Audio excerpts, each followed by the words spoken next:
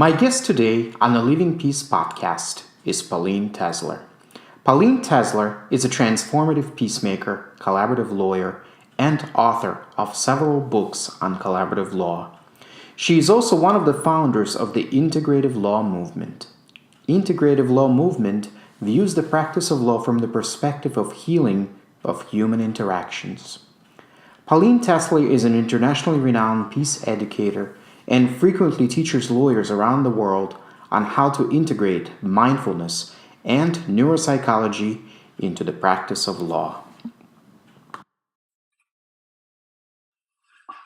Pauline Tesler, welcome to Living Peace podcast. It's a pleasure to be here, and I'm looking forward to our conversation. Thank you.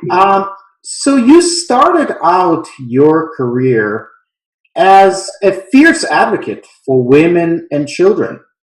Yes, I was a public interest lawyer for a legal services backup center that did test case litigation and class actions.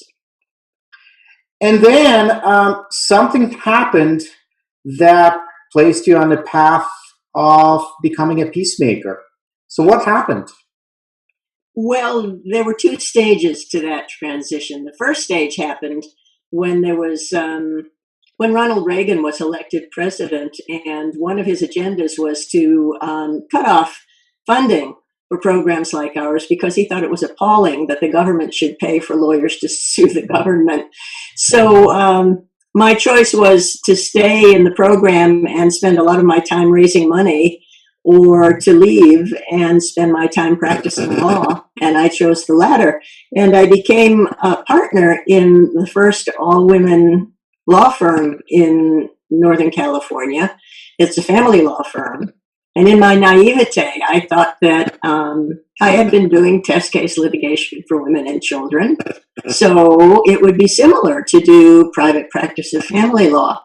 And that was when I began the slow transition toward becoming a peacemaker, because in family law, everything is in shades of gray, whereas in my public interest practice, it was a matter of black and white and being on the white horse for the forces of truth and justice. In family law, if you come in with that attitude, you can do a great deal of harm. And it did take me a while to see this, to see that although I was very good at it, and I loved litigation just as a thing to do, it suited my temperament at the time. I gradually saw that my clients were equally unhappy whether we had nominally won or nominally lost the legal battle. And it became increasing, I have still a residual cough. It became increasingly painful to continue to do that work. I had a flourishing practice, and I didn't want to do it anymore. So I started a process of investigating how. I started with the proposition that conflict is a normal human experience, because I had certainly seen that in my family law work. And I thought that other cultures must have wrestled with how to do this, and some of them may well have come up with better answers than ours had for how you deal with the kind of conflict that involves normal human relationships that have just got into trouble, or human relationships that really need to continue in some fashion. And we all know, of course, that going through litigation destroys any possibility of a healthy relationship afterwards. So that was what I was looking for. I started studying with a transpersonal anthropologist named Angeles Arian, who was studying how the wisdom of ancient cultures could be translated into forms that would be useful in, at that time, the 20th century. And she mentored me for a couple of years in how to bring ancient wisdom into human conflict resolution. I learned a great deal from her, but I also learned that it didn't map well onto court-based and court-annexed processes. And that really was my dilemma at the point that I read a little journal article little practice newsletter. One of the lawyers, family lawyers in Northern California, had gone to a conference and heard this guy, Stu Webb, talking about this new idea that he had. This must have been in about 1991, I guess, that I read this. He called it collaborative law. And I read that little article, and the way I describe it to myself and sometimes to others is that I once saw, when I was a kid, a demonstration of what happens when you have a supersaturated solution of sugar, and you add one more tiny little bit of sugar, and suddenly these beautiful crystals start to form spontaneously. And it was like that, having this piece of Stu's inspiration land in the midst of all of the work that I had done with Angie Arian, and I'd been studying in psychology, archetypal psychology, a lot of stuff, and it pulled it all together, and I had just a sudden awakening, and I said, oh, well, I guess that's what I'm going to do for the rest of my life, and it was. So I spent some time thinking about how to build a practice community of colleagues who'd like to do this with me. And I invited those people who I most liked seeing on the other side of family law cases, the ones who really did have a commitment to at least settling rather than litigating. And we pulled together a group of, I think it was about 18 lawyers, and we began talking about how we were going to do this work. And that's really where my peacemaking began. Well, that's really, really fascinating, Pauline. Yeah, first of all, Stu, excuse me. Stu in many ways was my own inspiration. I know inspired so many people to come to this practice. But I want to pick up on something that you said, and that is conflict is a normal human experience.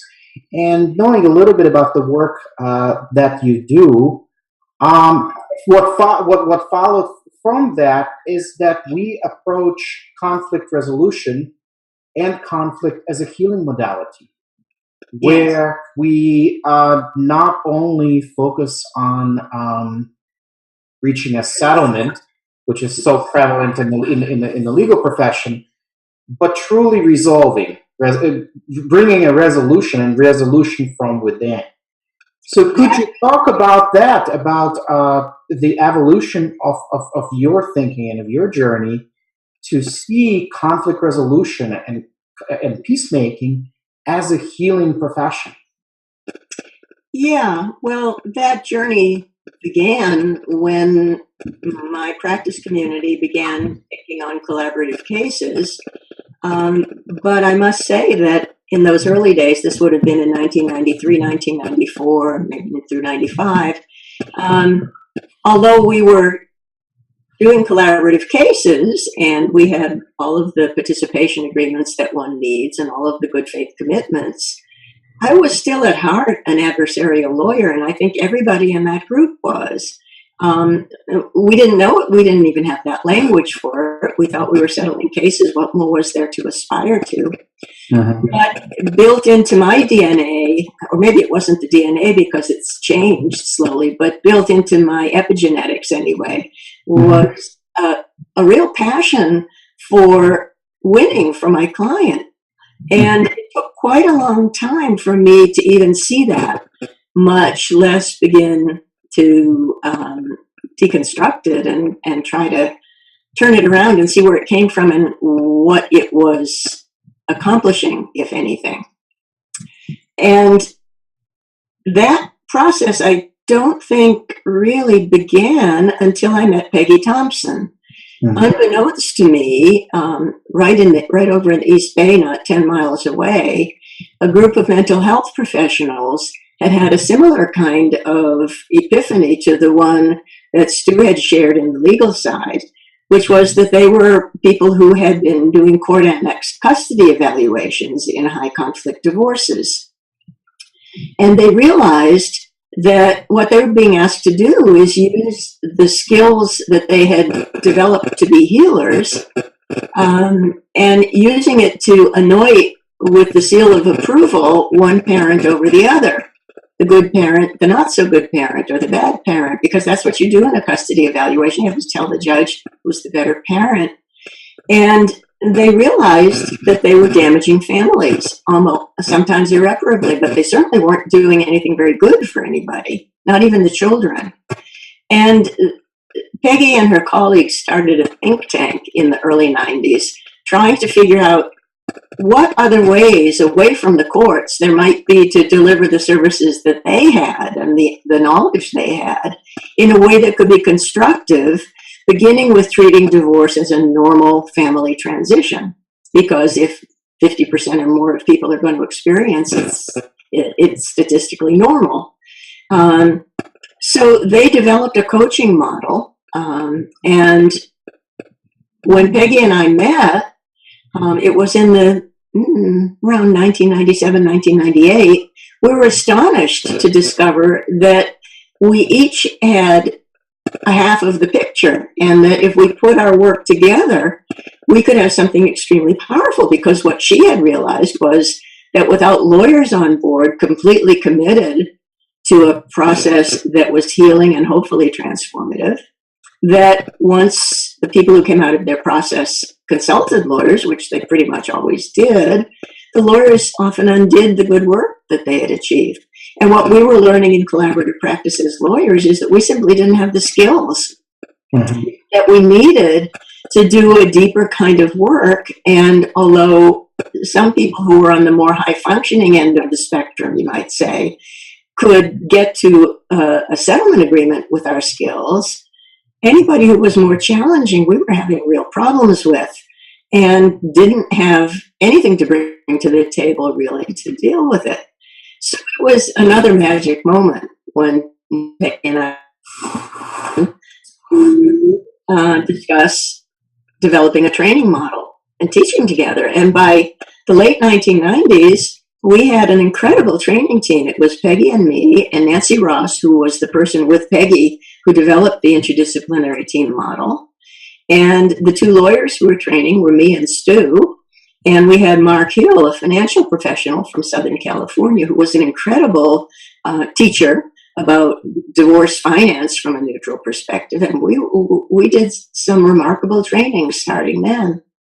The other thing that Peggy did, which was amazing, people don't know about her contributions nearly as much as they should, is that Peggy really is the person who first envisioned that we needed an organization that would be an umbrella organization for this work. And it was her visionary understanding of that need way before anybody else saw a need for it. You know, at that time, we had a group an interdisciplinary group that was meeting once a month for lunch in the Bay Area, and that was like 15 people. And Peggy said, we need an international organization. And we just kind of laughed and humored her. But she really wanted it, and so we did a nonprofit work to create what we first called the California Academy of Collaborative Professionals. But before the papers came back from the IRS with our 501c3 approval, we realized it had to be the American Academy of Collaborative Professionals because it was moving so fast across the country. And again, before the papers came back, we had to change the name a third time to the International Academy of Collaborative Professionals because the Canadians were now big players in this movement. And so all of that happened within a period of 3 or 4 years. It was quite amazing. An idea whose time had come. So you asked me about the journey to Peacemaker, and that's a long way of getting to my personal answer, which is that it was only by working over time on integrated interdisciplinary teams where all of the professionals meet as equals. It isn't the lawyers who are in charge and then we, quote, use or bring in other professions, but everybody meeting as equals in a team environment to work with a given family. When we began doing that work, which I think for me would have been in the early 2000s, early 2000s, what started happening was that the mental health professionals would insist on a kind of process management that the lawyers hadn't envisioned, that involved planning before meetings, and debriefing after meetings every time, and then debriefing after every case ended to see what we could learn from our mistakes, because it's the mistakes, of course, that are the richest, most fertile ground for learning. And when lawyers sit in a room with two mental health professionals who are equally empowered and who are committed to the same goals we are, this is like a hyperbaric oxygen chamber for learning new ways of understanding the job description. And that's really where it happened. Mm. So what do you see, Pauline, as the next steps in the evolution of collaborative practice, specifically and more generally, the peacemaking work that you do? Well, it's a very interesting and complex question, and the answers are not the same necessarily, I don't think. The collaborative practice movement is now very solid. It's an international movement. There are people who are doing this work in as many as 25 or more countries. There are state and national organizations all over the world. IACP still does remarkable work of being an umbrella and a gathering place for all of that. But it's also the case that once something becomes very widespread, and I think it's becoming true of collaborative practice, you're no longer dealing with the pioneers and the early adopters. You're dealing with, from both the perspective of the clients and the professionals, you're dealing with a bell-shaped curve of, people who are outliers on both ends, and then the vast middle. And we're seeing people who have widely differing degrees of commitment to doing this work as a transformative peacemaking practice. There are many people who have every right to call themselves collaborative lawyers who are still really doing a legal template kind of settlement agreement practice. Mm-hmm. And then there are people like myself and many others who are way out on the other end of the spectrum, seeing the real meaning of the work as helping people who are in conflict to rise to the next level of understanding, so that specifically for people with children, they can raise a healthy next generation. It's immensely important work for the culture as well as for the clients. That's the perspective that I see as most important, and I don't think that we can expect to see the entire collaborative community embrace that anytime soon. And I think we're seeing the organizational structures become more focused on what they would call serving members, which is quite different from developing a transformative peacemaking movement. Mm-hmm. So although I remain deeply committed to IACP and bring this perspective that we're talking about into all of the teaching that I do with IACP, I realized the significance of what I just tried to sketch for you, that what it meant was, and there's another thread of it that I want to add before I pull it together, which is that although collaborative practice is very, very widespread in the family law community, it remains, I would say, almost unknown in the broader legal community. Mm-hmm. And it remains marginalized for that reason in the minds of lawyers in large firms, the referral sources for a large number of people going through family transition. Those people send their clients to traditional adversarial lawyers because they regard collaborative practice as crunchy granola, things that people on the left coast do, and not something for cases involving large businesses, a lot of assets, complex issues. And of course, quite the opposite is true. But I don't see a way that this message about collaborative practice and about the potential of it for all families and the social urgency of this kind of peacemaking happening for families, I don't see the collaborative practice movement as the source of that message. It has enough to do to make sure that the quality of collaborative representation remains high. And it's out of that convergence of natural forces, really, that I decided that where my work needed to go was in taking the learning about peacemaking that I think has been articulated within high-level interdisciplinary collaborative teams, that this is where this kind of cutting-edge understanding has emerged, and bringing the understanding about that work out to the larger legal community in ways that don't lock it to signing disqualification agreements and doing a specific collaborative methodology. Much as I wish the entire profession, when it works with people in interpersonal conflicts, not corporate conflicts, much as I wish all of my colleagues would sign on and learn to do collaborative process, that's not happening anytime soon. It doesn't mean that lawyers who are handling will contests or small professional practice breakups can't be peacemakers. They can be. But in order to bring that message to them, another vehicle is needed that doesn't lock it to the disqualification agreement that's at the heart of collaborative practice. So out of that sense of urgency,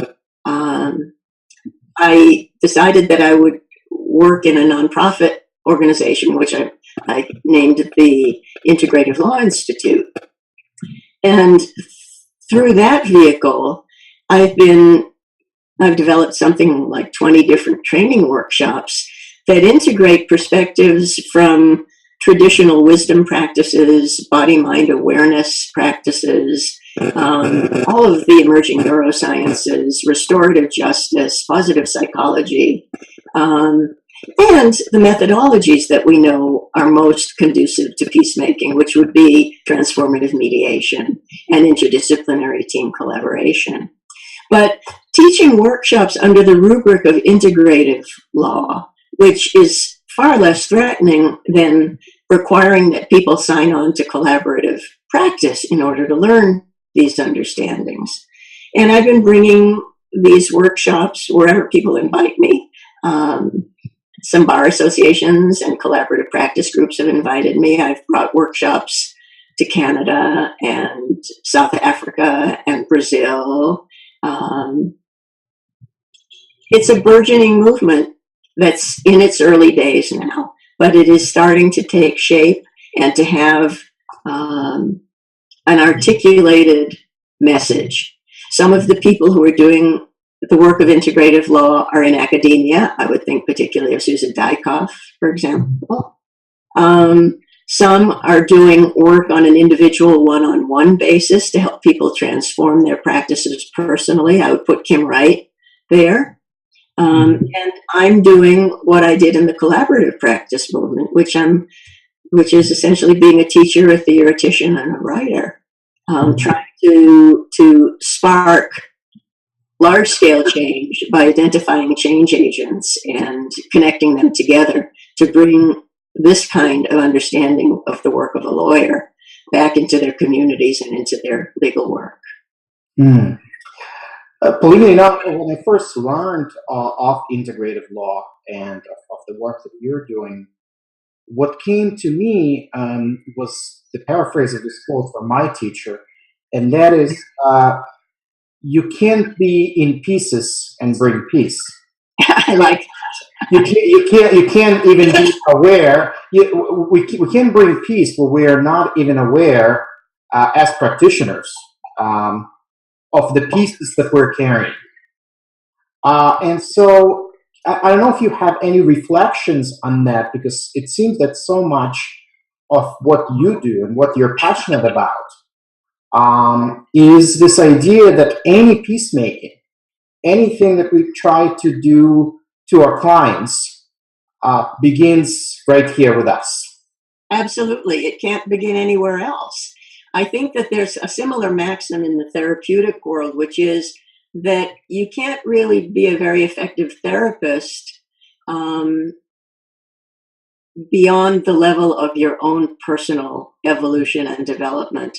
And that's really, it seems self-evident when we say it, but I think there are people who haven't really reflected on that, and they need to, that when we're doing peacemaking work, we're not abstracting out of our client's story issues that can be resolved somewhere else. We're working with the people in conflict and helping them to take a brave step beyond where they were willing to go yesterday in terms of a conversation about the roots of the conflict. Well, in order to even begin to do that work, we need a whole range of new awarenesses, starting with awarenesses. And we need to be aware of our own prejudices, biases, and reactivity so that we can tell what's us and what's our clients.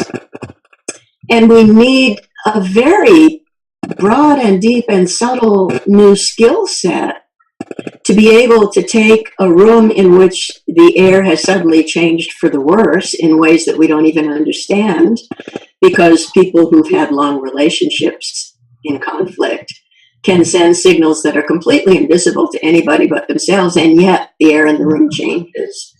We need to develop our entire repertoire of capacities as human organisms, not just our cognitive thinking brains, which is what law school tells us is the only part that is allowed in the room if we want to be ethical lawyers. And that's nonsense.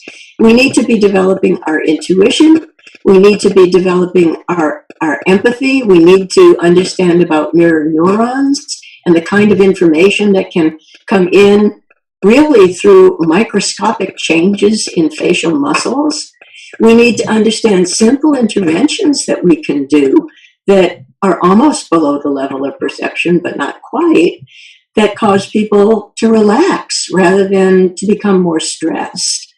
We need to understand the power of narrative and story and restorying. We need to know about the power of curious questions that we don't already know the answer to. There's a very revolutionary idea for lawyers who are taught never to ask a question you don't know the answer to. I mean, the domains in which there is relevant information and skill building is truly unlimited at this point in history, because the margins, the boundaries between domains of knowledge are dissolving. And we're seeing that law isn't separate from psychology or from the health of communities, the health of bodies and souls. All of those things are part of the work that we're doing. And our choice is to do it blindly as unguided missiles, unaware either of the harm we're doing or of the opportunities for help and healing, or we can become exquisitely attuned and aware and make use of all of the capacities of everyone in the room to rise to a higher level of awareness. Mm.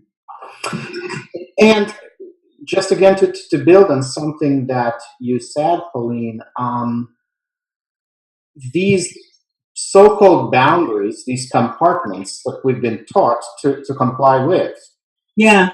Lawyers only deal with the facts, and then there is a therapist who only deals with emotions, and then there is a doctor that only deals with the body, and we're creating these neat separations. They actually do not work.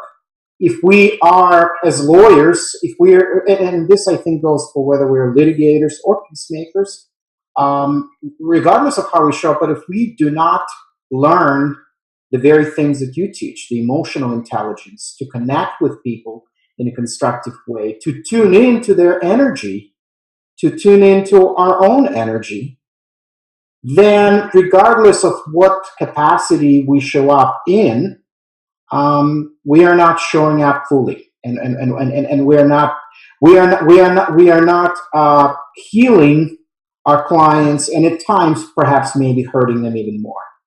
Hurting them or hurting ourselves, and not even being aware of it, because I don't think any of us intentionally does anything that would harm a client, and yet we harm them every single day.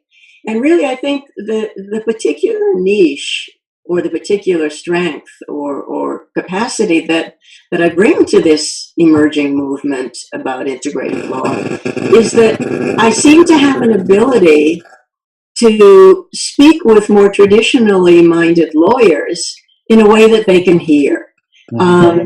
So that, if you invite people like that to come to a workshop in mindful awareness, they don't sign up for that workshop.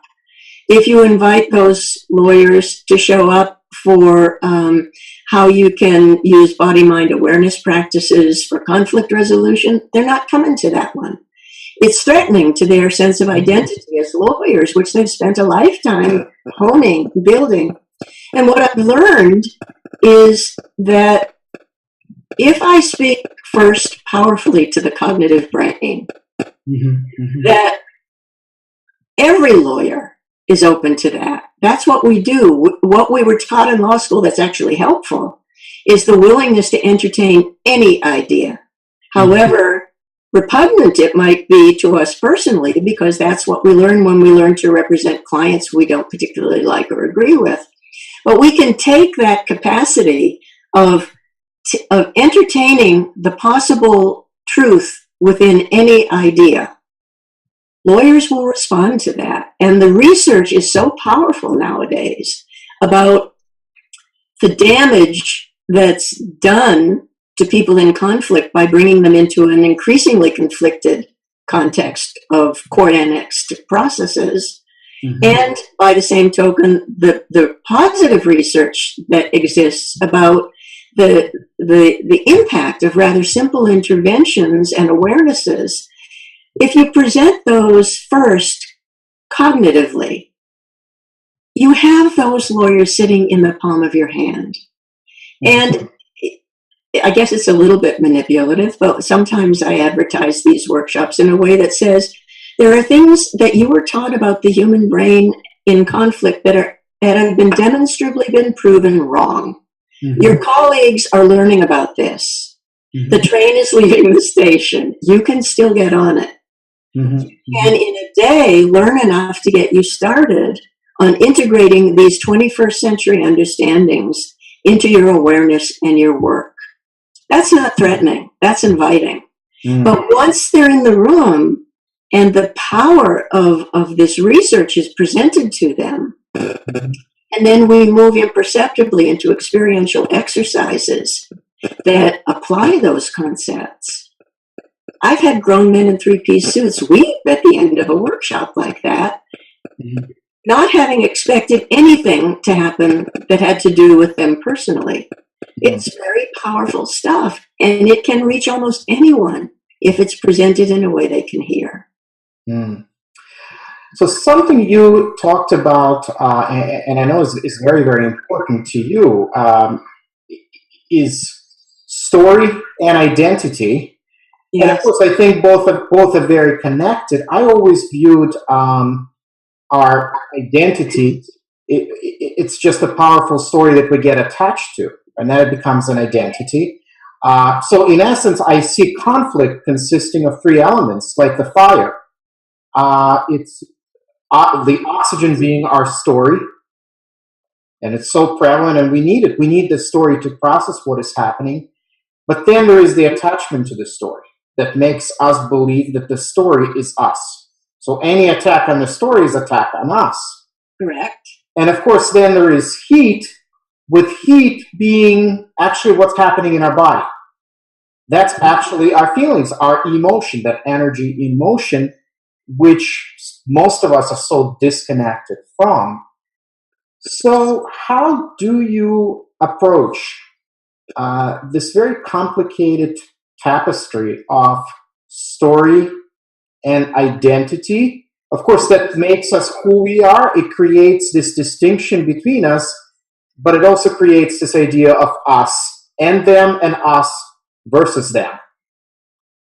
Well, there are many, many ways of approaching this very powerful material, and I don't pretend that the way that I do it is the only way, but it seems to work for me and in teaching the kinds of lawyers that I teach. And again, I begin with the brain science, with the stuff that you can't argue with, because it's demonstrably true as a scientific fact that the way that the brain processes information and the way that we create the memories that are our personal story and therefore our identity as we understand it all of that is a function of processes in our brain that work very differently from how we imagine they work.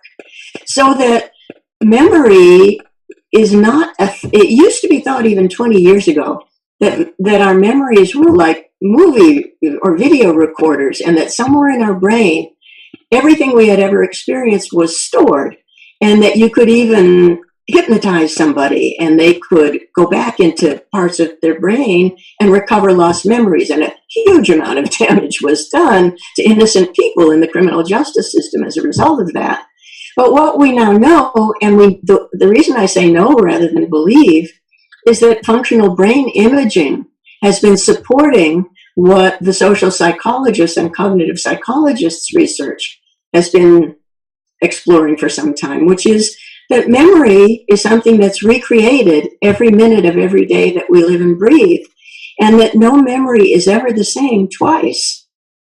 That by recalling an experience now, today, if I were to tell you any simple little story from my memory, sitting here at my computer doing this video conversation with you, these circumstances under which I'm telling the story would alter it irreparably. Mm-hmm. And it would never be the same again. Now I'm feeling sort of calm and enthusiastic and creative and engaged in this conversation, but suppose I was frightened or angry and I recalled that same memory. It would become impinged with and become connected by neural pathways in my brain to emotions and bodily experiences of emotion that now become part of that memory. Mm-hmm. So, I mean, we could go on for some time about this, but those memories that get recreated and reconsolidated every day in our brain are the stories that we think of as reality. Mm-hmm. But from that perspective, there is no reality. Mm-hmm. There is a reconstruction of sensory perceptions and subjective experiences in a new context, in a new way. Well, if you start bringing that kind of research into the room with clever lawyers, and most of us are pretty clever, mm-hmm. immediately they will start thinking about how to apply it in a criminal justice context. And mostly that's where the law has gone with this new brain science information.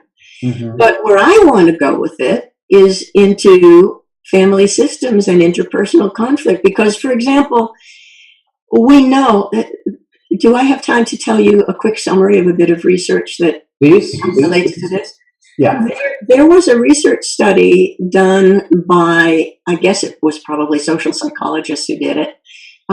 They did research with couples who were just beginning their new committed relationship. Some of them had just married, some of them started living together, but they were in the first blush of new relationship. And each of the two in the couple were asked to complete a fairly extensive questionnaire, a multiple choice questionnaire. And the questionnaire was looking at all aspects of their relationship. How well it was working, where there were difficulties, what they thought about the other partner, what they liked, what they disliked, where they thought problems might arise, those kinds of things. And then the questionnaires are put away. And people are called back in at varying points downstream, 2, 3, 5 years downstream. They're called back in, and some of those relationships are flourishing and happy. Some of them are very conflicted, or even the couples have divorced or separated by now. Mm-hmm. But regardless of that, what they do is they give these people a new instrument that's very short, that just says, are you still together with your partner? How happy are you, basically? So you're put into two conditions: happy couples, challenged couples. Mm-hmm. Mm-hmm. Each member of the couple is asked to go back to that same questionnaire that they took the first time. And this time they're asked to do it again, but they're not asked to describe the relationship now. Mm. They're asked to fill it out as exactly as they can, the way they did it the first time. They're just being asked to remember the boxes they checked when they did it when the relationship was new. And what was discovered was that the happy couples had an 85% accurate recall of how they had filled it out the first time, or at least matched. I don't know if it was recall or matched, but it was the same, 85% the same. And with the unhappy couples, it was 15% the same. So the point being, not only were they unhappy now, but they were completely unable to remember that they had ever been happy. They simply could not recapture a memory of happiness. Well, every time we as lawyers, if we're traditional lawyers in an adversarial mode, court annexed, court-based, every time we ask a client to tell that horrible story of how terrible our soon-to-be ex-spouse behaved yesterday with the children, or the day that we separated, we're reconsolidating that memory, not only for now, but forever, that this is the person who I've always had trouble with. He's always been horrible. He's always abused me. And it's just flat out not true. Well, if you present this kind of data to a lawyer, they're going to get interested in this. And it's a very easy step from there to what would have to change in how you interview your clients. What would have to change about what you believe to be, quote, fact about what your client is telling you? And how might that alter your ideas of how you can be most helpful to your client? That's basically the job I'm doing.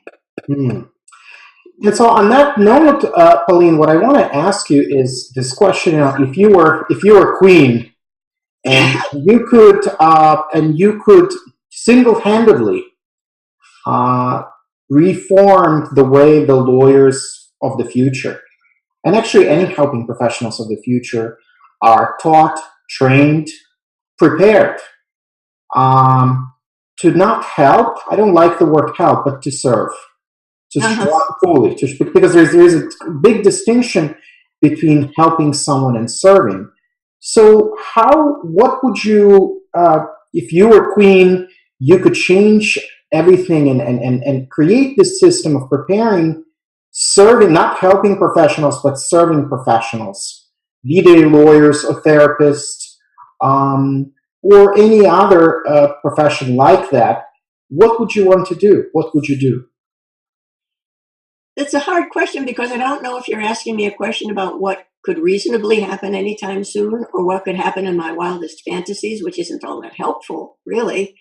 Well, I like actually, sometimes I think what may seem like a wildest fantasy becomes a reality a few years down the road. Because even as I look at the work you're doing, the work Stu has done, going 20, 30 years ago, this might have been a wild fantasy. So I like to aim at the fantasy, even if it may not seem realistic right now, but let's aim for that, and then we can talk about what may be realistic. Well, I think that the single doable change that starts my thinking is that our law school education, start to finish, has to be redone. And if it's remained 3 years of law school, that third year of law school would be aimed at specializing lawyer, because it's a waste right now. The third year of law school, people take easy courses and imagine internships, and nobody does much work third year. Right. What if instead, assuming a different kind of legal education during the first and second year that actually was aimed at problem solving and at making, then I'd like to see a third year of training and maybe even a fourth year of internship in which people who are mainly interested in the transfer of money between corporate entities could go on whatever path was most helpful for them to do that. I find that not very interesting. But lawyers who are interested in resolving the human conflicts that ordinary people have that cannot be resolved simply by a transfer of resources. Those are the people I'm most interested in. And I'd like to see those people have a third year in which, if they haven't already been doing it in their first and second year, and I hope they would have been, that they'll be learning self-care, self-reflective practices, mindful awareness. They'll be studying the relevant brain science of memory and perception. They'll be studying narrative theory, and they'll be doing practicum that is nowhere near the courts. They'll be doing practicum that's interdisciplinary, that works with couples and families to do problem solving and conflict resolution from a peacemaking point of view that also can resolve legal issues. Now, when I talk that way, I sometimes get asked questions like that when I give guest law school classes. And the sharpest students will ask, what do we need lawyers for in that picture? And it's an interesting question. And I think there are good answers to that. Again, positing a very different kind of legal education that aims to teach us the skills and understandings needed to be peacemaking problem solvers. So what is it about lawyers that they can bring to the table in an interdisciplinary conflict resolution mode that's part of my ideal vision? I go back to Myers-Briggs, which is a system that it's not maybe the best system or the most sophisticated, but it's easy to talk about Myers-Briggs personality typologies. Lawyers overwhelmingly on Myers-Briggs tend to be thinking types, not feeling types. Therapists tend to be feeling types, by which I don't mean emotion. I mean reaching an understanding of the experiences that are presented to us, either through analytic processes, which is the thinking type, or through a values-based response. Is this good or bad? Which is the feeling type. Lawyers tend to be thinking types predominantly. And we also tend to be intuitive types in the Myers-Briggs typology. Intuitive versus sensate. Sensate types tend to be accountants who won't speculate beyond the third decimal point because the numbers aren't there. Intuitive types are the kind where if you give them 7 pieces of a 20-piece jigsaw puzzle, they've already got a theory about what the picture is going to look like. And then when you give them the next puzzle piece and it turns out that idea was wrong, very quickly jumping to the next best idea about what the big picture looks like. Well, lawyers tend to be thinking intuitive types. In other words, we use our rational processes in service of getting efficiently to a big picture solution that seems to fit what's happening. And for that reason, if you have lawyers, mental health professionals, and financial professionals in the room, or to put it, let me start with if you don't have lawyers in the room and you have the financial professionals who tend to want to see the data down to the third decimal point, and you've got the mental health professionals who are responding from a values and feelings perspective in which things could always get better. People could always have another conversation and go deeper. You need the lawyers to get to closure. We are the people who really do like to get it done. And we've got certain temperamental qualities that make us good at it. And if we can harness that in service of peacemaking and work with colleagues who have the other understandings and skills that we don't, what a powerful system that would be. Did I answer your question? Well, you did, and that's such a. I think that is actually probably a perfect spot for. I'd like to leave with that vision because, just such a beautiful vision of this truly integrative education that I think can be very, very transformative. So, Pauline Tesler, I am very thankful to you for joining me on Living Peace podcast. I know I can spend hours and hours talking to you and listening to you and exploring all these issues. But we'll leave it here. So thank you very much.